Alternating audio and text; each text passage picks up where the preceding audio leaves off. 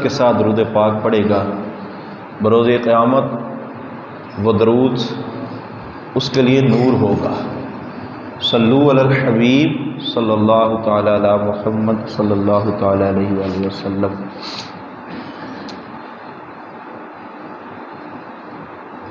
ہمارے درس قرآن میں ہم نے 11 اور 12 پارے کا کچھ حصہ سنا تھا، سورۃ ہود اور اس کے ساتھ سورۃ یونس کے حوالے سے۔ آج ہم سورۃ یوسف اور سورۃ رعد جو ہے ان دو سورتوں کا خلاصہ سنیں گے۔ سورۃ یوسف سے یہ بات واضح آتی ہے کہ اس کا نام کیوں رکھا گیا۔ اس میں تفصیل کے ساتھ حضرت یوسف علیہ السلام کا ذکر ہے۔ حضرت یوسف علیہ السلام جو ہیں اللہ کے نبی ہیں اور بڑے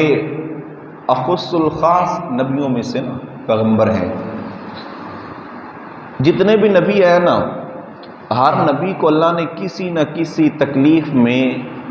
رکھا اور آزمایا ضرور ہے۔ جتنے بھی نبی ہیں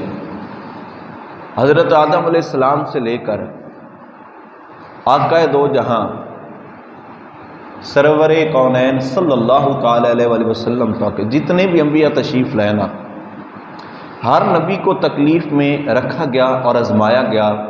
لیکن میرے آقا علیہ السلام فرماتے ہیں کہ تمام نبیوں کی تکلیفیں ایک طرف اور میری تکلیفیں ایک طرف، سب سے زیادہ دین میں اور تبلیغ کرنے میں، رب کی وحدانیت کو اجاگر کرنے میں تمام نبیوں میں سے زیادہ اگر تکلیفیں اٹھائی ہیں تو وہ میں محمد نے اٹھائی ہیں۔ حضرت نے فرمایا میں نے سب سے زیادہ تکلیفیں اٹھائی ہیں۔ لیکن یہ بھی کچھ نہیں ہے کہ جتنے باقی انبیاء کرام ہیں، حضرت یحییٰ علیہ السلام کی زندگی کو دیکھو، بندے کے رونگٹے کھڑے ہو جاتے ہیں کہ حضرت یحییٰ علیہ السلام کی قوم نے آپ کے 2 ٹکڑے کر دیے تھے آرے کے ساتھ۔ اگر آپ حضرت یوسف علیہ السلام، کیونکہ ہمارا درس بھی ہے، حضرت یوسف علیہ السلام کی زندگی کو دیکھیں کہ آپ بچپن ہی سے مشقتوں میں پڑ گئے کہ باپ کی محبت کی جدائی، باپ کی فراقت کی جدائی، اور پھر بھائیوں نے اس انداز سے روش اپنائی کہ بھائیوں نے تنہا کو چھوڑ دیا کہ وہ بھی کنویں کے اندر چھوڑ دیا، جہاں توقع بھی نہیں تھی کہ نکلیں گے یا نہیں نکلیں گے، لیکن نبی تھے اللہ نے نبوت کا تاج پہنانا تھا، رب کی ذات پہ توقع رکھا، یقین تھا۔ جیسے حضرت ابراہیم علیہ السلام کو جب آگ میں قوم نمرود نے پھینکا تھا تو حضرت ابراہیم علیہ السلام کو یقین تھا اپنے رب کی ذات پہ کہ میرا رب جو ہے میرا رب جو ہے سب سے بہتر کرتا ہے، رب کی کرنی سب سے بہتر ہوتی ہے۔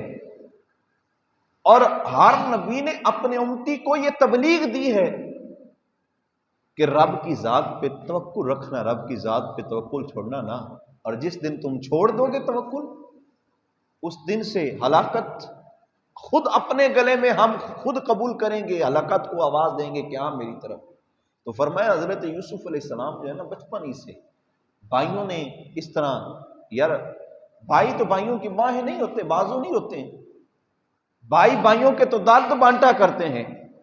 لیکن یہ معاملہ ہی عجیب ہے کہ باپ جس سے زیادہ محبت دکھاتے تھے اسی بات کو اس انداز سے اس کی آنکھوں میں اب آنسو چل رہے ہیں، اور حضرت یوسف علیہ السلام کو کنویں میں جا کر پھینک دیا، اور باپ سے آ کے جھوٹ بولا کہ دیکھیں جی ان کو تو شیر کھا گئے، بھیڑیے کھا گئے، اور خون پہ خون والی قمیض دکھا دی۔ اور کبھی باپ بھی مطمئن ایسا ہوتا ہے جس باپ نے تربیت حضرت یوسف کی ہو، اتنی کمال کی تربیت کی ہو کہ میرا بیٹا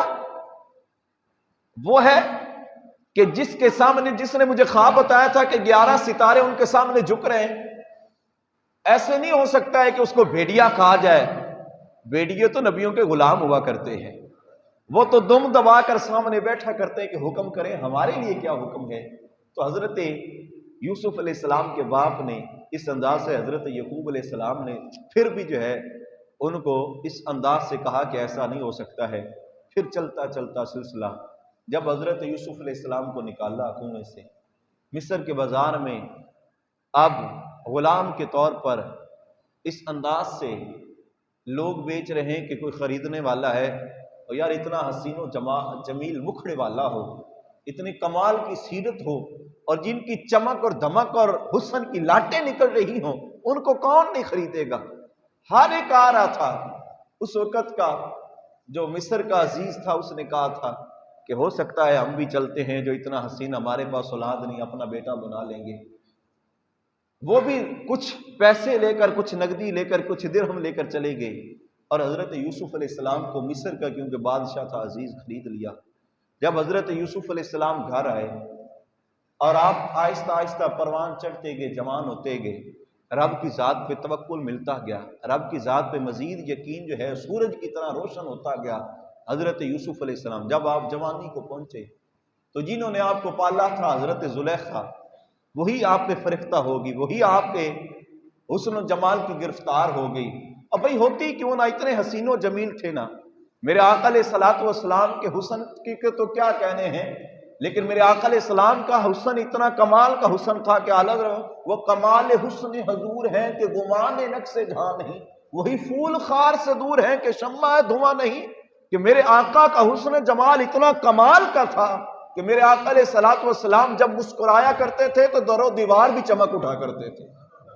اور حضرت یوسف علیہ السلام کے حسن کے ساتھ بھی آقا علیہ السلام کے حسن کو تشبیہ دی جاتی ہے کہ حضرت یوسف کے حسن کے نا بہت زیادہ حصے بنائے جائیں اور پھر ان حصوں کو جمع کیا جائے، جا کر میرے مصطفیٰ کا حسن بنتا ہے۔ تو حضرت یوسف علیہ السلام کے حسن پر فرشتہ ہوگی حضرت زلیخا، اور دعوت دی۔ حضرت یوسف علیہ السلام نے پتہ کیا فرمایا؟ اے زلیخا تجھے پتہ نہیں رب دیکھ رہا؟ کہاں سارے دروازے بند کر دیے، اندھیری کوٹھی ہے، کوئی نہیں دیکھ رہا۔ اللہ کا نبی تھا نا، کہا نہیں رب دیکھ رہا ہے، نہیں کر سکتا نا، رب دیکھ رہا ہے۔ کہا میں دروازے سارے بند کر آئی ہوں۔ کہا وہ جہاں اندھیرے سے اندھیرے ہو نا، وہ تو ایک ذرے کو بھی دیکھ رہا ہے جس کو ہم نہیں دیکھ رہے، اور جو یہ روشن دان سے ذرے آ رہے ہیں نا، اللہ ان کو بھی جانتا ہے، ان کی تعداد بھی جانتا ہے۔ اللہ ہر چیز سے واقف ہے، وہ علیم ہے، علیم بھی ذات ہے، وہ ذات سے بھی واقف ہے، وہ دلوں سے بھی واقف ہے۔ یہاں تک کہ حضرت یوسف علیہ السلام اس کام سے بچنے کے طور پر آپ دوڑے اور پیچھے سے حضرت زلیخا نے پکڑا، یہاں تک کہ یہ معاملہ پھر مصر کو پہنچا کہ دیکھیں بھی حضرت یوسف علیہ السلام نے ایسا کیا۔ یہ تو اللہ کے نبی تھے، جھوٹ نبی کو جھوٹا تھوڑا ہی ہوتا ہے۔ حضرت یوسف علیہ السلام نے فرمایا نہیں، اور اللہ نے قرآن بنا دیا ان باتوں کو۔ دیکھیں نہیں،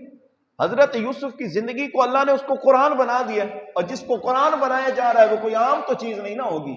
تو حضرت یوسف علیہ السلام کا یہ ماجرا اور یہ جو ہے اس انداز سے قرآن کا ہمیں بیان کرنا یہ بات بتاتی ہے کہ رب کی ذات پہ توکل اور خدا کا ڈر۔ حضرت یوسف علیہ السلام ڈر رہے تھے، نبی ہو کر بھی ڈر رہے تھے میرے محترم۔ اللہ دیکھ رہا ہے، اللہ دیکھ رہا ہے۔ کیا آج ہمارے اندر وہ ڈر پیدا ہوتا ہے جب ہم گناہ کرتے ہیں؟ کیا تصور آتا ہے کہ اللہ دیکھ رہا ہے؟ یہ رمضان جو ہے نا، یہ اس کا مقصد ایک یہ بھی ہوتا ہے کہ اپنے اندر تقوی کو بندہ پیدا کرے، رب کے خوف کو پیدا کرے۔ اور وہ رب کا خوف کیا ہے؟ وہ خوف یہ ہے کہ روزہ رکھا ہوا ہے، لذیذ کھانے سامنے پڑے ہیں، نہیں کھائے گا، اس کا توکل، اس کا یقین، اعتقاد، اس کا ڈر یہ کہہ رہا ہوگا کہ نہیں کھاؤں گا۔ اندھیروں میں بھی اس کو رکھ دیا جائے، بیٹا کھا لے، بیٹا کہے گا ابا نہیں کھاؤں گا، کیوں؟ رب دیکھ رہا ہے۔ یہی توکل حضرت یوسف والا اگر آج بھی پیدا ہو جائے، اور ہوتا ہے، ایسا بھی ہوتا ہے، ایسا نہیں کہ ہر ایک کے اندر یہ ڈر نہ ہو۔ ڈر ہے، نماز میں روتے لاکھوں کروڑوں بندے دیکھیں، آج بھی وہ نماز جب پڑھتے ہیں نا، ایسے ہاتھ اٹھاتے ہیں، اللہ اکبر کرتے ہیں تو وہ دل میں تصور کرتے ہیں یا اللہ مجرم ہوں جہاں بر کا، مجرم ہوں جہاں بر کا، تیری بارگاہ میں آ گیا ہوں، تو معاف کرنے والا ہے نا، بڑوں بڑوں کو معاف کرنے والا ہے، مجھے بھی معاف فرما دے۔ تو آج بھی وہ، تو جب یہ معاملہ حضرت زلیخا اور حضرت یوسف کا پہنچا، یہاں تک کہ مصر کے بادشاہ نے عزیز نے بلایا اپنے دربار میں، حضرت یوسف علیہ الصلوۃ والسلام وہاں پہنچے۔ تو جب پہنچے نا، حضرت زلیخا نے دوسری عورتوں سے کہا تم اپنی باتوں میں ٹھیک ہو، تم نے دیکھا نہیں نا، تم اپنی باتوں میں ٹھیک ہو، جو تم کہہ رہی ہو نا۔ دوسری عورتیں بھی حضرت زلیخا کے پاس گئی، کہا زلیخا اتنی عمر ہوگی، کیا کر دیا ہے، کیسے آپ نے یہ سوچ بھی کیسے لیا ہے تو حضرت زلیخا نے کہا تم ٹھیک ہو، تم نے انہیں دیکھا نہیں ہے؟ کہا اگر ہم دیکھنا چاہیں کیا؟ حضرت زلیخا نے کہا مصر کے دربار میں انہوں نے جانا ہے، دیکھ لینا پھر ہوتا کیا ہے۔ تو ان کے ہاتھوں میں کچھ پھل اور چھریاں پکڑا دی گئی اور ان سے کہا کہ جب یہاں سے پردے سے وہ نکلیں گے نا تو آپ نے صرف پھل کاٹ کر دکھانا ہے۔ حضرت زلیخا نے جب ان کو چھریاں اور سب کو پکڑایا نا، ادھر سے حضرت یوسف علیہ السلام جب پردے سے آپ کے چہرے سے پردے اٹھائے نا، حسن کی لاٹیں اتنی تھی کہ وہ عورتیں کہتی ہم پھل کاٹتے کاٹتے اپنی انگلیاں ہی کاٹ بیٹھی، ہمیں خبر تک بھی نہ ہوئی کہ ہمارے ہاتھ بھی کٹے ہوئے یا نہیں۔ تو پھر حضرت زلیخا نے ان سے پوچھا اب بتاؤ اب تمہارا کیا خیال ہے؟ کہا جس کو تو نے چنا ہے یقین جانو سب سے بہتر چنا ہے، اس کا اخلاق بھی بہتر ہے، اس کا جمال بھی بہتر ہے، یہ کمال کے اعتبار سے بھی بہتر ہے، بہتر ہی بہتر ہے۔ یہاں تک کہ حضرت یوسف علیہ السلام کو پھر یہ قید والی جو ہے یہ بھی صحبتیں برداشت کرنی پڑی۔ حضرت یوسف علیہ السلام قید میں رہے اور جب وقت آیا نا تو رب تعالیٰ نے مصر کا بادشاہی بنا دیا۔ ایک وہ وقت کہ کنویں سے نکلے،